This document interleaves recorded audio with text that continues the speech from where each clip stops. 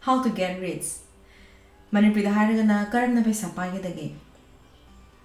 Leibaak ama nungai-yaiphaba haibase Leibaak tuda leiriba mipum-khudingmak nungai-yaiphana leiba chang-ngi Madugi ashada Manipuri singgidamakta Manipuri ama oina semjaba project ni Epa Lan Epu Lan.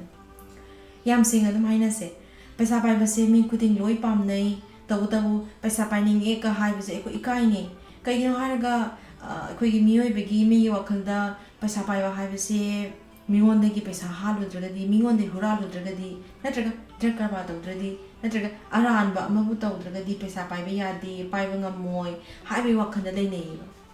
adu hoi chume aranba lambi singsi changaga paisa paiba su yai yausu yauramni tawdabu akoina tasengna honajaraga paisa paiba yaba lambi yam lei haibidi bilgena ngasi paisa paira ise mingondagi huraluraga namthak tawraga pairakpa natti mana mayamda kanagadaba computer gi operating system puthoe kanabani na mayamna su pame leire mi billion semena sinare sumaina billionaire oire chamana Amazon gi Jeff Bezos Facebook gi Mark Zuckerberg Google gi Sergey Brin Page Apple gi Steve Jobs Tesla gi Elon Musk niyom chumna masana hotna jarga pajarapa ngaktane akoi swagi corruption tawba officer khara leader khara ururaga mipum khuding mi khuding lana loi ubudha hona dedana aduna hoji laningi ba point di nang ngasi mi amagi kana ba tawre khallo adugi mahut adugi mahai oina lupa tara phange khallo adu oi taragadi nana mi chama gi kana ba tawradi t into 100 haidi lupa 1000 ni mahai oina phangdai ne ba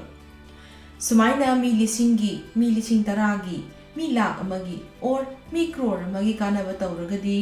nangi lupa kaya lakadagi se khallo sumaina ne mina millionaire oirakpa billionaire oirakpa harise aduna hoji pesa paige khallagadi tasena khallagadi tawgadabase subnagi step umum khaktani step 1 da earning haibidi pesa tanba step 2 da saving haibidi pesa tungjanba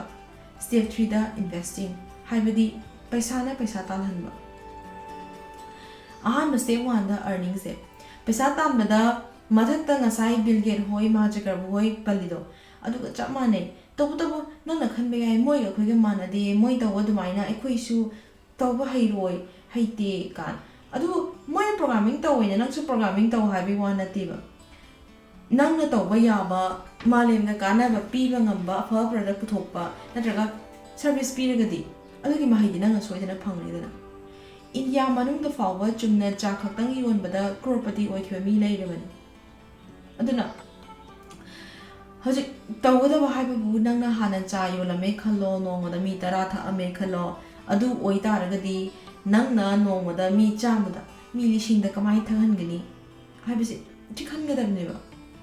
hana dukan macha ama phamba oiragana chatlaga yomba oigera gari da yomba oigera natraga franchise ki model da tawgera mishing yamna serve thongna hona basineba aduna matam chuppada kawridabadi the more you serve the more you earn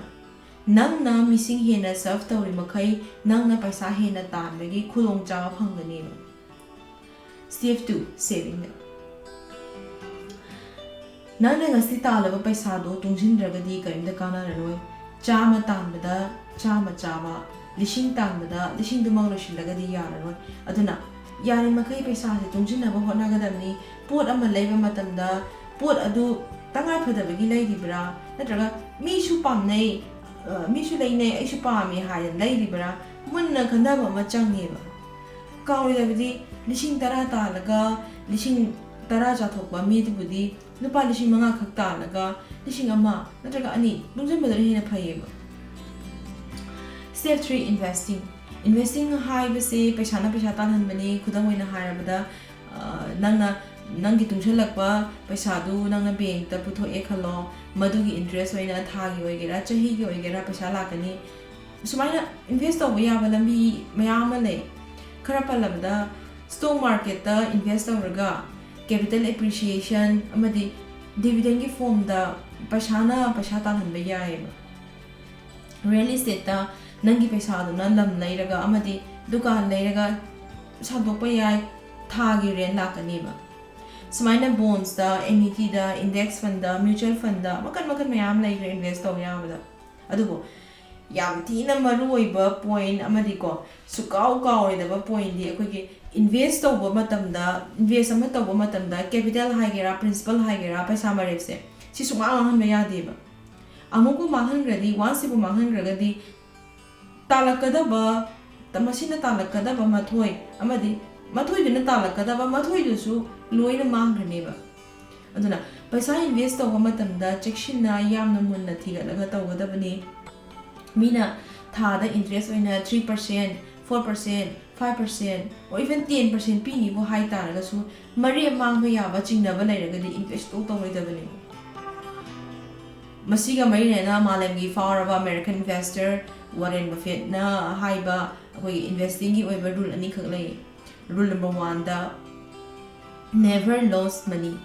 rule number 2 da na never forget rule number 1 masina takpadi paisa mare suwa manghan ba yade ha rule siniba aduna loirak pada ko koi haining badi paisa pai ge na khallagadi step ahum se su kaw ba yade amka suning change step 1 da earning paisa tamba step 2 da na saving ta le paisa la tungsin ba step 3 da investing tungsin liba paisa da na amuk paisa talan ba mayamna dum kana ni khale mayam gi apam bam da comment bibira o makhata na financial related oiba content sing adum semjarake